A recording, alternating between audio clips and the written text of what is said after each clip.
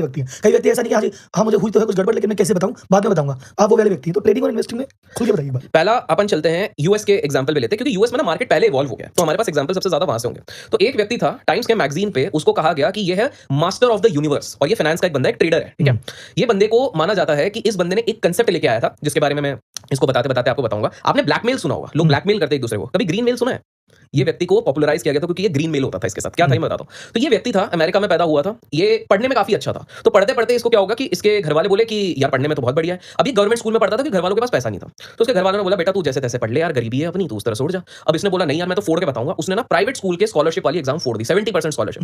घर वालों ने मना कर दिया। क्यों? गरीब घर वालों का ना एक माइंडसेट अलग रहता है। उनको लगता है कि अगर रईसों के साथ बैठेगा उठेगा तो उसकी आदतें खराब हो जाएंगी, चरस गांजा करने लग जाएगा, अय्याशी करने लग जाएगा, लड़कियों के साथ घूमने लग जाएगा, बिगड़ जाएगा। तो मना कर दिया, माइंडसेट की कमी थी, वो आगे से सोच नहीं पाए, तो बड़ा दुखी हुआ। लेकिन इसने अपने पिताजी से वादा ले लिया। पिताजी को बोला कि पिताजी एक वादा कर दो मेरे से कि अगर मैं बड़ा होके, अभी तो छोटा हूं, बड़ा होके अगर मैंने ग्रेजुएशन के लिए कॉलेज टॉप वाला फोड़ दिया तो फिर आप मेरे को अलाउ करोगे, मेरी फीस भी भरोगे। बोले अच्छा। सोचा चलो टाइम बाय कर लेते हैं। उनको नहीं पता था बेटा इतना होशियार है, वो पूरा ध्यान रखेगा। तो वो बेटा अब स्कूल में जाके बोला कि यार सबसे बढ़िया यूनिवर्सिटी कौन सी होगी वहां पे, मेरे को तो पता ही नहीं है। तो वो जाके अपनी स्कूल की टीचर को जाके बोला कि मैडम मैडम ये यहाँ की बेस्ट यूनिवर्सिटी कौन सी, ने बताया ये XYZ यूनिवर्सिटी है। तो बोले मैडम मैं इधर ही जाऊंगा। वो मैडम हंसने लग गई, बोले तो पागल है क्या? बोले क्यों? बोले आज तक इतिहास में कोई भी अभी तक गवर्नमेंट स्कूल का, हमारे स्कूल का बच्चा इतने बड़े कॉलेज के ख्वाब भी नहीं देखा है, तू उधर जाने की सोच रहा है। बोले मैं करके बताऊंगा। उस दिन से उसने अपना लक्ष्य सेट कर लिया बचपन से। वो पढ़े जा रहा और उसको वो कॉलेज मिल गया। पिताजी के पास गया, पिताजी भी बोले अब तो फंस गए भाई, अब तो बोल दिया है कि अब करेंगे, कमिटमेंट कर दी और याद भी बेटे को। तो बोले ठीक है चल तेरी पूरी फीस दे रहा हूं, रहने खाने पीने का हॉस्टल का, और बाकी तेरी बाकी जो किताबों का खर्चा वो तेरे को खुद निकालना है। तो बोले यार ये पिताजी ये तो आपने वापस ये फेंक दिया। तो बोले मेरे को पता है तू इतना स्मार्ट है, तू कर लेगा। पिताजी ने एक विश्वास भी दिखाया, एक्चुअली वो मुकर रहे थे अपनी रिस्पांसिबिलिटी से, बट विश्वास दिखा। तो वो बंदे ने एक नई आदत डाली, अब पैसे कमाने। अब उस समय में यूएस में कल्चर है, यूएस और भारत में बहुत बड़ा कल्चर है। यूएस में 13 साल के बच्चे को घर से लात मार के भगा दिया जाता है, जाके और जॉब्स कर, अपनी जीवन तू खुद देख, अब तू अपने भरोसे। हमारे देश में हम माँ की ममता और पिताजी के साये में 40 साल तक रहते हैं, शादी के बाद भी बेटा प्रॉपर्टी लेनी है, हम तेरी हेल्प करते हैं, ये सारी चीजें चलती है। तो वहां पर क्या हो गया, उसको और जॉब्स तो करा पर उससे पैसा इतने जल्दी बन नहीं रहते। तो इसने इसके शाम को लॉबी में सीनियर्स खेलते थे पोकर। तो बोला भैया ये कोई चीज है, इधर पैसा बनता है। तो उस समय के हिसाब से उसके पास 1000 रुपए पॉकेट मनी थी, उसने पोकर में लगा दिया, पहले दिन ही हार गया। बोले अरे यार अब तो खाने पीने के और वांदे और मैंने काम करना है। लेकिन उसने एक चीज नोटिस करी कि मैंने आज तक जीवन में जब भी किताबें पढ़ी हैं उससे जो चीजें सीखी एग्जीक्यूट करके मैं हमेशा उसको आगे चलाऊं। तो इसने बोला मैं काम करता हूं, किताबें पढ़ता हूं। अगले 3 दिन में उसने 4 पोकर की किताबें पढ़ दी। 3 दिन में, दिन भर पढ़ाई गई भाड़ में, बोले वो तो अपन मैनेज कर लेंगे। 3 दिन में पोकर, अगले दिन वापस आए उधार के 500 रुपए लेके, और अब भाई हारने का नाम नहीं। वो बैठे बैठे बंदा जो 1000 रुपए जिसकी औकात थी, वो अपने कॉलेज में रोज 5 से 10 हजार रुपए कमाने लग गया।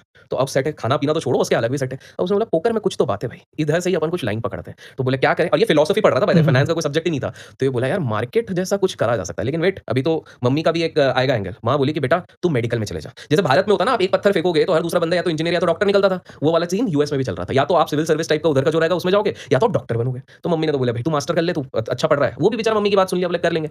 पहले साल में इंटरेस्ट नहीं लगा, बोले यार क्या है चीर फाड़ करो, ये देखो अंदर इसमें तो मजा नहीं आ रहा। अब बोले लेकिन घर वालों से कैसे बचूं, तो कुछ तो मेरे को जैसे निकलना पड़ेगा। बंदे ने अपने आप को आर्मी में एनरोल कर लिया।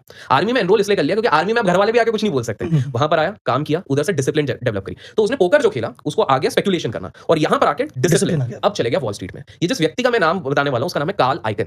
और लोगों को कंटेक्स्ट के लिए बता दूं, कार्ल आइकन अगर आपने नहीं सुना है, हिंडनबर्ग सुना है? हिंडनबर्ग अभी इनके पीछे भी पड़ी थी आज से साल भर पहले। तो हिंडनबर्ग ने एक रिपोर्ट छाप दी थी कि आइकन इन्वेस्टमेंट भी एक पॉन्जी स्कीम चला रही है, और एज यूजुअल ऊपर से 70% उनका नेटवर्क गिरा उसके बाद, लेकिन अभी भी वो थ्राइव कर रहा है। But again coming back to this person, अब इस बंदे का ये गया, अब इसने अपनी एक स्ट्रैटेजी बनाई। याद रखिए एक ट्रेडर को भी अपनी एक स्ट्रैटेजी बनानी पड़ती है। तो एक ग्रंटल नाम का ब्रोकिंग हाउस था, और ये बहुत काले काम के लिए जाना जाता है उस समय पे, बहुत गलत टिप्स देना ये वाली। इसने बोला मैं इधर ट्रांसपेरेंसी लाऊंगा, मैं लोगों को रात रात भर कॉल करूंगा, सही टिप दूंगा ऑप्शंस में, क्योंकि मार्केट जब गिरता है उनका पूरा पैसा चले जाता है, मैं उनको बचाऊंगा। तो ऑप्शन ट्रेडिंग से उसने कहीं ना कहीं अपने क्लाइंट्स के पैसे बनाए। बहुत कम देखने मिलता है आज के समय में, गवाते हैं। इसने अपने क्लाइंट्स के पैसे बनवाए, जिसके चक्कर में लोगों का कॉन्फिडेंस बना। फिर बाद में इसने मार्केट से फंड रेज किया। आपको भी पता है बिजनेस साइड को एक बार रेपुटेशन बनने लग जाती है तो फंड रेजिंग आपके लिए दाएं हाथ का खेल होता है। फंड रेज किया, बड़े बड़े क्लाइंट आए।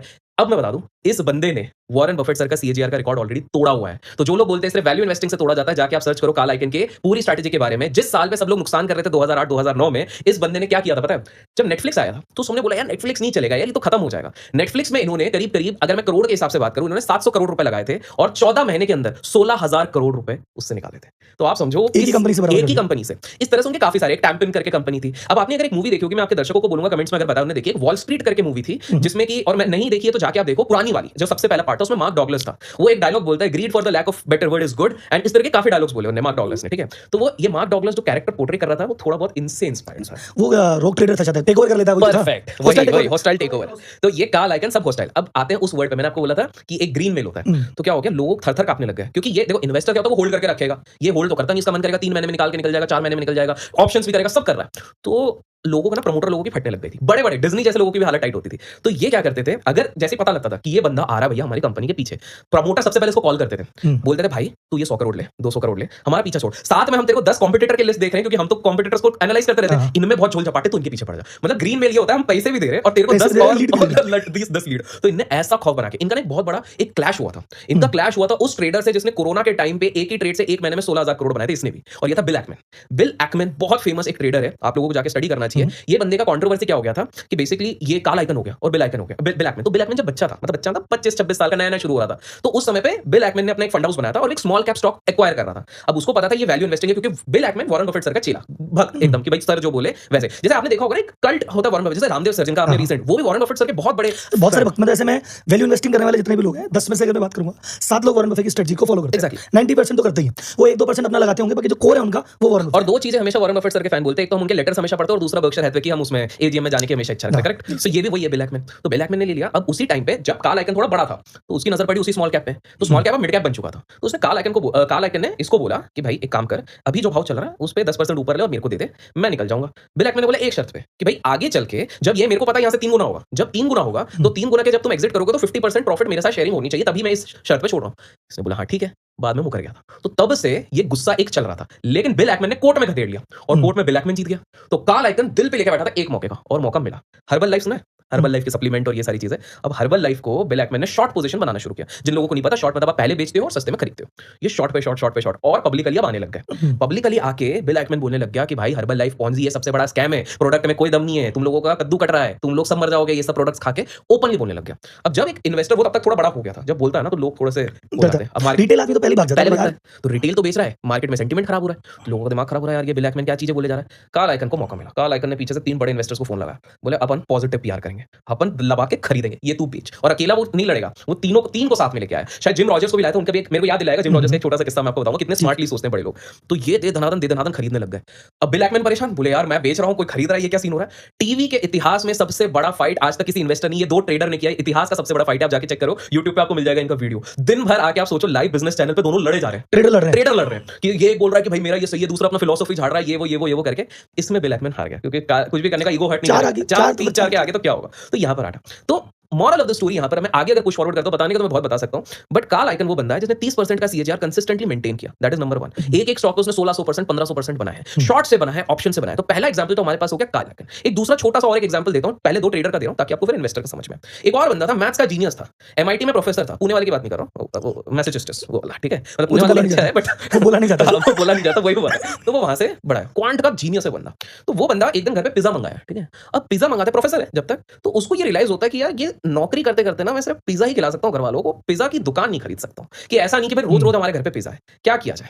तो उसने बोला यार क्वांट्स तो मेरे को आता है, मार्केट में क्यों नहीं खोला जाए।